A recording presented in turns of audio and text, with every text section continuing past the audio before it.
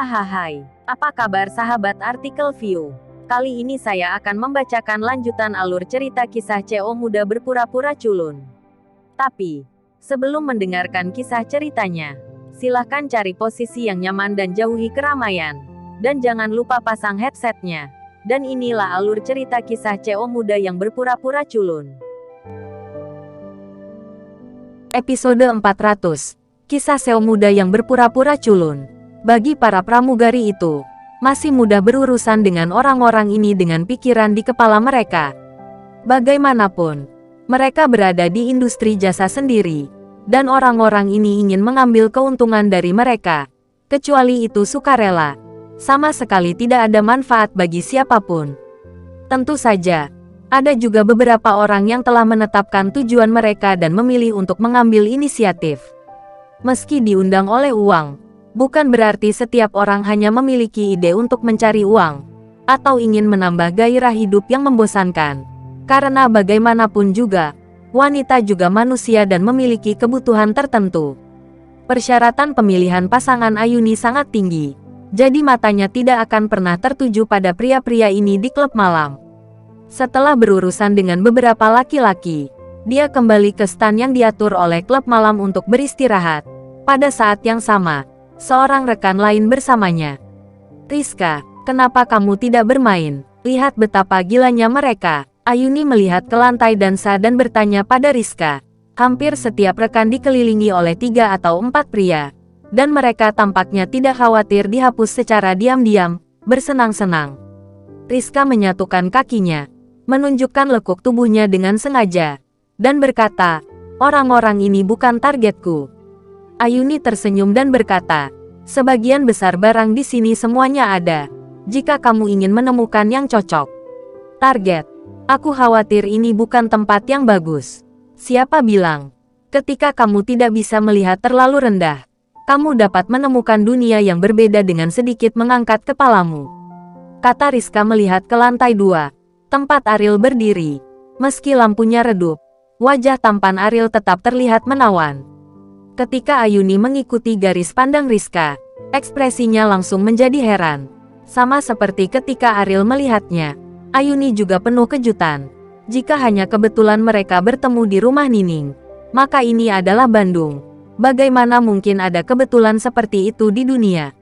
Mungkinkah itu? Apakah orang ini sengaja menguntit? Ayuni mengerutkan kening. Ariel sangat dingin di depannya sebelumnya, tetapi tanpa diduga, dia mengikutinya ke Bandung. Dan itu konyol bahwa dia masih melakukan drama pertemuan kebetulan yang begitu lama di ibu kota sihir. "Ayuni, aku bisa memperingatkanmu. Ini milikku. Kamu tidak boleh merampokku." Rizka mengingatkan Ayuni bahwa dari segi penampilan dan tubuh, Rizka pasti kalah dari Ayuni. Jadi dia khawatir Ayuni hancurkan perbuatan baiknya. Mendengar kalimat ini, Ayuni menunjukkan senyum menghina di wajahnya dan berkata, "Jangan khawatir, bagaimana aku bisa merampokmu pria seperti ini?" Rizka duduk lebih dekat ke Ayuni dengan rasa ingin tahu, dan mulai bertanya tentang Ariel.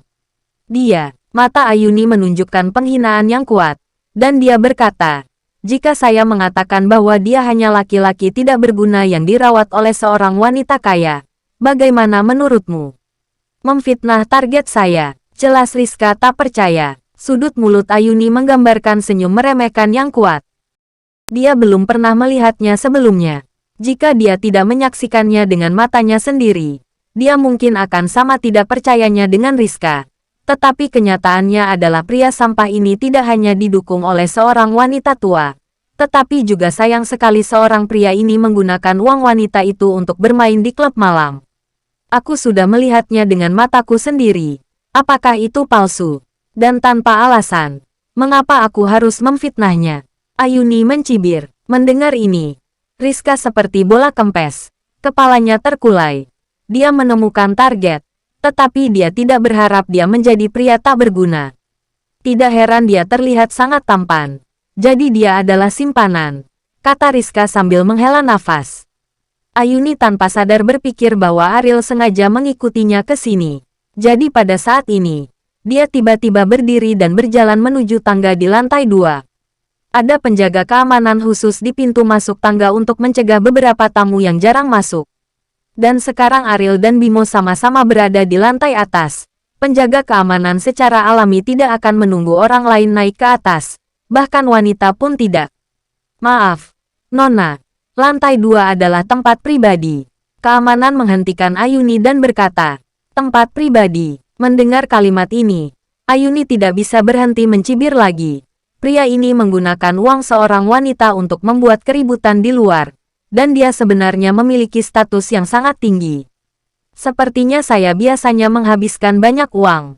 Aku mengenalnya, kata Ayuni. Penjaga keamanan menggelengkan kepalanya dan berkata, orang lain tidak bisa naik ke atas. Jika dia mengenalmu, dia secara alami akan memberitahuku. Tapi aku tidak menerima pemberitahuan seperti itu darinya. Ayuni mengerutkan kening dengan ketidakpuasan dan berkata dengan dingin, sebaiknya kamu memberitahunya. Kalau tidak, aku khawatir kamu akan membuat kesalahan besar. Saat ini, Rizka, yang menyaksikan kegembiraan, juga mengikuti Ayuni dan berkata kepada penjaga keamanan, kamu adalah penjaga gerbang. Cepat dan beritahu dia, kamu tidak ingin dihukum oleh bosmu untuk masalah ini. Bos ada di lantai atas. Dia tidak berbicara sama sekali, dan keamanan tidak perlu diberitahu. Bos kita ada di atas, tapi dia tidak memberitahu saya. Jadi silakan pergi. Kata satpam itu dengan sopan. Ketika mereka mendengar kata-kata bahwa bos ada di lantai atas, Ayuni dan Rizka sama-sama menatap Bimo, karena hanya dia yang tampaknya memiliki potensi sebagai bos.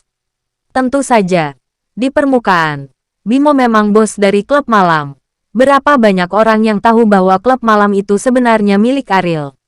Ariel, mereka berdua akan bergegas ke atas. Bagaimana? Apakah biarkan mereka naik? Bimo bertanya pada Ariel sambil tersenyum. Untuk Ayuni, Ariel memiliki mentalitas untuk tidak memprovokasi jika dia bisa. Bagaimanapun, dia juga keponakan Ayuni. Jadi Ariel tidak bisa memperlakukannya seperti itu. Tapi ketika bertemu dengannya, pasti akan ditertawakan. Memang ironis. Jadi tidak melihat adalah pilihan terbaik.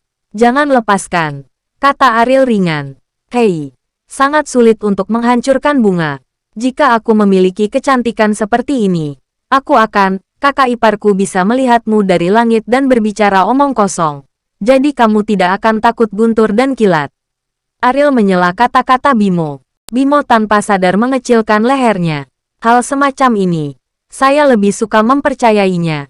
Dan dengan cepat tutup mulut. Ayuni ditahan di pintu masuk tangga ketika dia melihat bahwa Ariel meliriknya dan masih tidak membiarkan penjaga keamanan melepaskannya. Ayuni sangat marah sehingga orang ini mengikutinya.